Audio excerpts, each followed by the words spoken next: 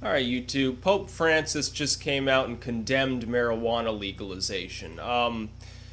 And as usual, as we see in the Vatican, the Pope has come out, and this is a tradition that goes back centuries, has come out and condemned something without giving any actual, doctrinal explanation, number one, of why he thinks the way he does. And number two, has provided no feasible alternative for those, Catholic lay people out there who hang on every word he says, as to what he would do to solve the problem. This has been a problem with the Catholic Church for some time, that they will condemn something, or they'll say, this is a good idea, this is a bad idea, we support this, this is anti-biblical, this is against Jesus or something. But they won't actually offer a pragmatic solution to the problems that they're talking about. In the case of marijuana, he's simply saying that the answer to drugs is not drugs, essentially. And the answer to drug addiction is not to make these substances legal. First, he is apparently ignoring the existence of the Catholic nation of Portugal, which actually legalized everything, decriminalized everything, gives addicts treatment. He said nothing about the drug war. Now, here's a pope who, for all intents and purposes, has been rather pacifistic the entire time he's been there, and who has stood against war and so forth, tried at least in a lukewarm manner to bring some sort of peaceful solution to the problem in Israel and Palestine, who seem to be more level-headed and more in touch with reality than certainly the past popes have been. And yet he comes out and says, well, you shouldn't legalize marijuana, but I'm not going to give you any clue as to what I think would be a proper solution. I think the problem is the drug war. If Pope Francis is worried about people being addicted, the drug war has just caused addiction to rise. We've seen this now for decades, especially post-1980s, when all of this crack and so forth and all of these pharmaceuticals started entering the market because the prices of everything else rose. We've seen this problem now for decades where people, they're addicted to drugs, they get caught with drugs, they get thrown in jail. The moment they get out, the first thing they do is move and try to get drugs. It doesn't work. And you see now, in Colorado and Washington State, the level of overall crime has dropped. Firstly, because you're no longer classifying a completely non-violent so-called moral offense as a crime to begin with. People are getting essentially treated how alcohol users would be treated. And no, Pope Francis isn't talking about alcoholism because the Bible talks about how great alcohol is. He's not saying a word about that. A lot of people are addicted to alcohol. Very few people are addicted to marijuana. There are plenty of people who are dependent on it and who smoke it from time to time to deal with stress, but ultimately it is not, at a chemical level, marijuana, while you can become dependent on it, is not as addictive as alcohol and tobacco. Now, I've talked about the Portuguese model and how it should replace our current drug war stratagem, how it can work. It has worked where it's been used. You see Uruguay has legalized marijuana as well. That's, again, a Hispanic, Catholic nation. And Catholics in general have been on the forefront as long as we're talking about the Christian body. It's the Catholics that have been on the forefront of trying to reform these things, whereas the Protestants are usually the ones that stand against meaningful drug law reform, and they want to go on their moral crusades. We see the same thing with gay marriage and so forth. Nobody expects the Pope, by the way, no matter how progressive he's perceived as being, to come out and say, well, yeah, pot's great, pot's fine, you should legalize pot. Nobody's saying that, but why doesn't he offer an actual solution other than end the drug war and adopt the Portuguese model, which has worked? Is there some other solution that he believes will work better? If so, most of us are probably all ears. He's not a politician, he's not a lawmaker, he doesn't actually hold any real power in the United States or in any of these Western countries beyond he's the figurehead of the Catholic Church. I'd still be interested in seeing what his solution would be. Probably it would be, well, show compassion and mercy to these poor addicts. Well, the thing is, we can't do that as long as we're rounding them up and putting them in prison. There are people that are in prison for the rest of their lives in some 3-strike states for the crime of mere possession. Not drug dealing, not going to a kindergarten and offering pills to little children, not shooting heroin into their eyeballs and crashing their car into a tree, not getting high and attacking somebody, simply possessing a small amount of marijuana, and they have gone to jail for life. This law, this legal system that we currently use does not make sense. The only one benefiting from it are the for-profit prisons. And the government, as far as it endorses these moral crusades. You've got more and more people now coming out and saying that maybe kind of, sort of, our drug situation is not quite right, and maybe we've been doing a disservice by locking people up for 10 years for having a joint in their pocket. Well, yeah, you think? It's failed.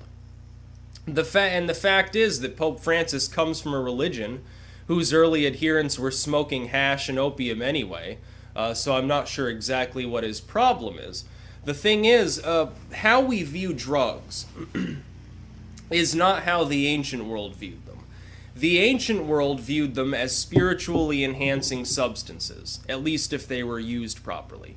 Only post-1800s with these sort of moral crusades, which, by the way, the feminist movement, the early feminists were involved intrinsically with the evangelicals at the time, which is something that I think most people would find amusing if they looked at some of these early feminist leaders and they looked at the temperance movement. The thing is, we started this moral crusade. It was never biblical to begin with. There is nothing in the Bible that says thou shalt not smoke weed, thou shalt not use opium, and so forth. Do I think that people should be walking around all day in a drug-induced stupor? Of course not. If somebody's addicted, get them treatment. Treat them like what they are. They're an addict. They're addicted to drugs. They're not, saying I'm going to be a total asshole and give these drugs out to children and ruin lives. We've got this view of the drug addict as someone sinister, someone violent, which most drug addicts aren't violent at all. I've met drug addicts. They don't go around beating each other up for a fix. What they do instead usually is they beat themselves up for a fix. They'll go whore themselves on the street or do menial labor in order to score their crack rocks. And I pity them, because most of the time these people, they started using drugs when they were young in their rebellious phase, or to deal with stress, or they were forced into that situation. They were already involved with some other activity that led to them becoming an addict. And it's largely, in those cases, it can be the result of poverty, low educational attainment, and so forth. Now, although there are, PhDs that snort cocaine, so I guess I shouldn't say that about all drugs. But let the Pope come out and say what his fucking idea is. If he wants to weigh in on this issue and be taken seriously, and not be looked at like all the other popes, which is, don't use drugs, they're evil, but I'm not going to tell you what my ideas are, then let him come out and state what his idea is. And the funny thing is, all these leftists were sort of adoring the Pope. They're saying, oh, he's supporting wealth redistribution, he's glorious, he's a wonderful Pope, he understands Jesus' message of communism or whatever, even though Jesus was really more of an anarchist than anything else and was a lunatic. And now they're faced with the situation where they have to stop liking the Pope because he won't let them smoke their weed. And all these crazy Starbucks Marxists, of course, they're all on drugs, because you have to be on something in order to actually support left economics, which have never worked before and never will in the future, and have crushed entire nations underfoot. But the Pope hasn't offered any solution. So until he does, until he says, well, I think this would be a good idea instead of just blanket legalization, if he comes out with that, then let's entertain his idea and look at it and then think about it in at least a theoretical manner and say, can I think of any reasons this would work well or not work so well? But he hasn't. He's just said, don't legalize it. But the thing is, it's already becoming legal. I believe there's an amendment that just passed the House last night, if I remember correctly, that would protect states where medical marijuana and so forth are already legal from any federal intrusion, which I think is a great idea. Here in Vermont, it's decriminalized. Now, I don't have to use drugs in order to support decriminalization. I don't even support legalization of marijuana or any of these drugs. I support decriminalization. I don't think that people should be thrown in jail for simple possession. I think that instead, you give them a slap on the wrist fine, and instead of putting them in prisons by the millions every year, you set up treatment centers, and you get them treated. And I think that there is a difference. And the law doesn't look at it this way because the law is blind, deaf, and dumb at this point. But there is a difference between a person who smokes pot once in a while, gets caught with a joint in their pocket, and somebody who is addicted to meth or heroin or crack. There is a difference. It's clear that there's a difference. These substances were not all created equal. There are some that are very harmful and extremely addictive. Alcohol is one of them, by the way, and that's perfectly legal as long as you're 21. And then there are substances that are not so dangerous, like marijuana. I don't use marijuana anymore. I have no interest in using marijuana anymore. But I don't want to see people thrown in jail for long periods of time for the so-called crime of choosing to inhale burning plant matter.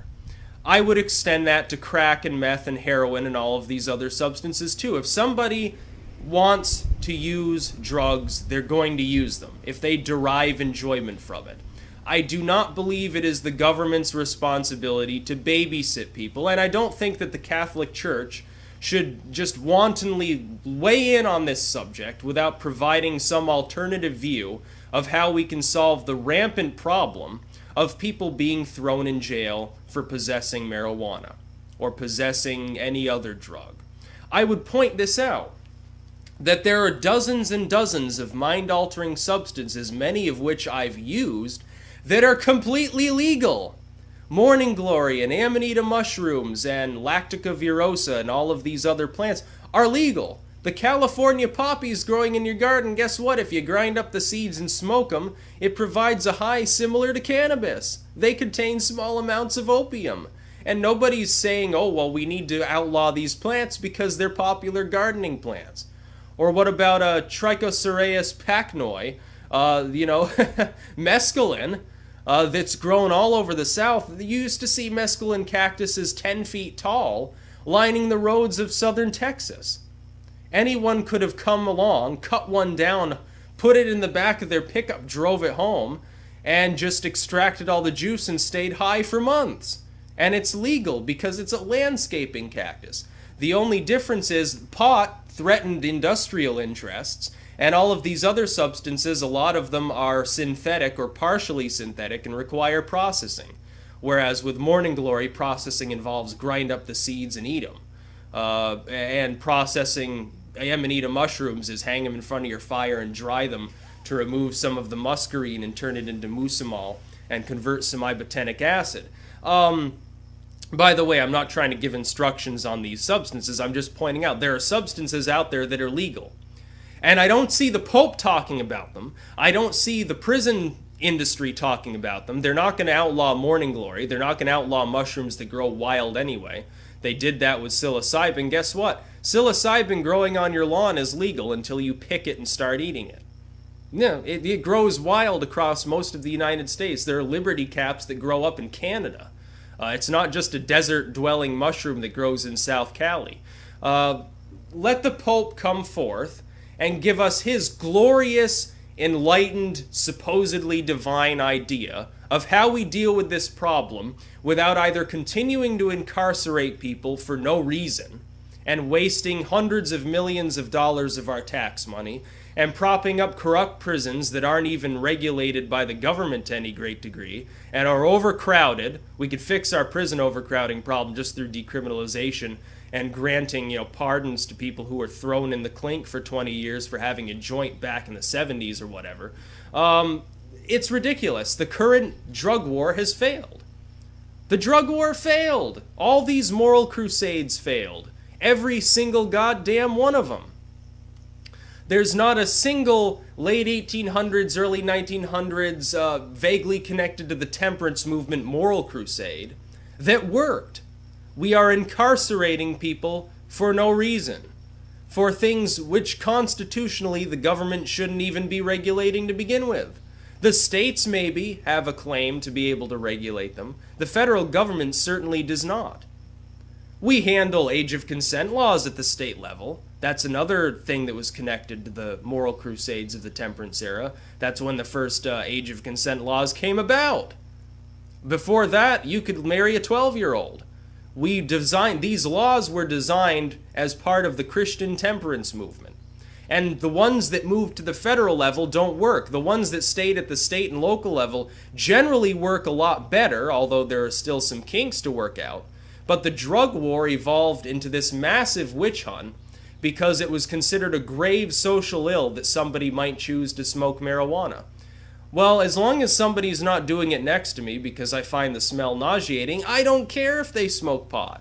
Let them ruin their lives. If they're so much of a loser that they're just sitting there smoking pot all day, just say, okay, no handouts for you. You take care of yourself and end up homeless, and then you can get treatment and maybe get your life back on track. If you're really that dumb to get addicted to marijuana of all substances, then you probably deserve what's coming to you. As for these people that are smoking crack and heroin and stuff, you don't throw them in jail so they go through severe withdrawal and they get out and they immediately go for a needle.